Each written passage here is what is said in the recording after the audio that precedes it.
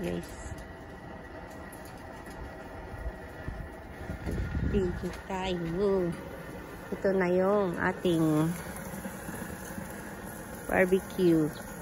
Yan guys. Mag-barbecue ako ng pork belly.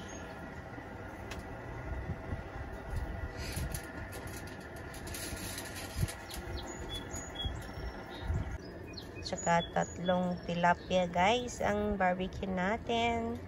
Tapos magprito ako mamaya dito ng dried fish para sarado nila yung kanilang pinto, mga bintana. Amoy nila ang ating maamoy na fish.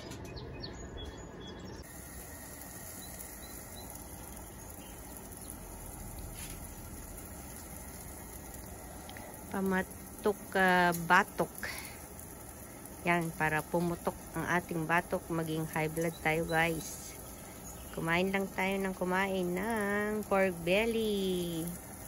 Yan, minarinate ko siya konti ng barbecue sauce na Pinas, bawang tsaka sibuyas, paminta, magdamag.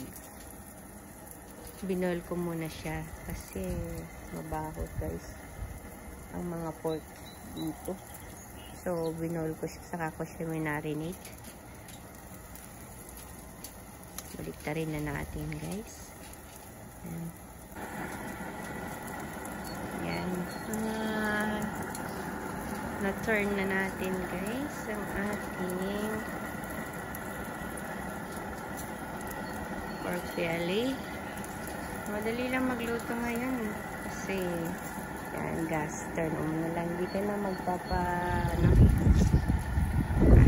ang sarap ng pork belly.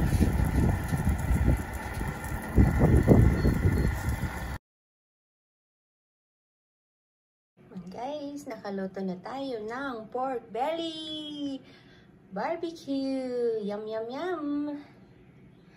Ayan, natimban ko na guys. Masarap. Yeah.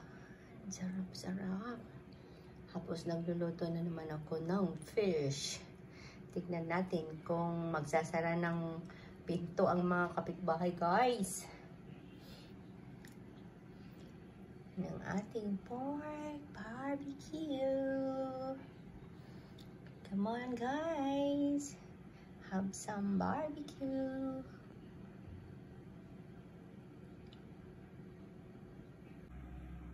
Dumikit naman yung fish natin doon. Kaya nilagyan ko ng foil yung kabila. Sa kabila niya dumikit.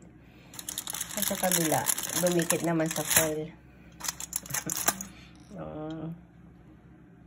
Pag wala nang siksik kasi, itong mga binibili namin na fish sa Costco, walang siksik ito. Itong tilapia.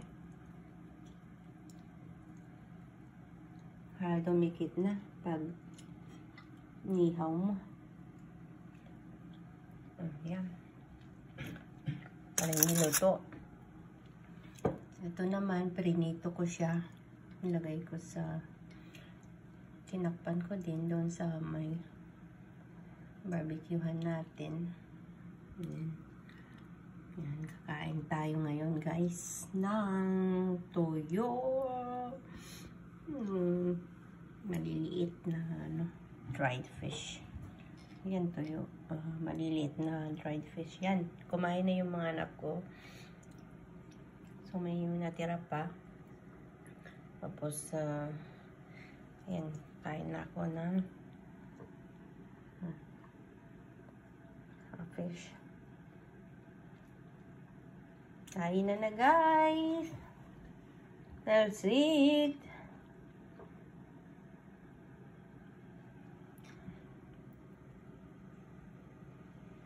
Niluto na fish. Yan. Para siyang ni-steam. Nice team. Thank you guys for watching. Bye. Let's see.